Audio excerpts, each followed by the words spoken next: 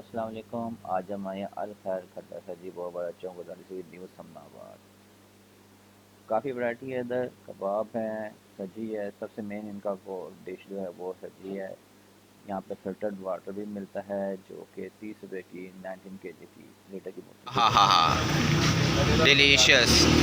सब्जी तैयार हो रही है, ज़बरदस्त। क्या बात है, क्या क्या मीठी मीठी सी खुशबू आ रही है, मुँह में पानी आ रहा है। ये स्पाइसी रोस्ट तैयार हो रहा है। स्पाइसी डिश आ गई है। 1800 रुपये की फुल सजी है। चम्मच से भी खाएं, लेकिन जो हाथ से खाने में मज़ा है वो अलग ही है। एक अरबी टच भी मिल जाता है, सुन्नत नबी के सुन्नत भी अदा हो जाती है। और इसके साथ मसाला है वो आप अपने हर ज़ायका डाल सकते हैं। बोतल में इसके उन्होंने एक खट्टा वो दिया हुआ है, ऐसे क्या कहते हैं रायते के तौर पे। वो एक इसका टेस्ट को दोबारा कर देता है। आप खाएं, फैमिली के साथ रहें, अच्छा माहौल है, साथ होता और आप इंजॉय करेंगे इंशाल्लाह।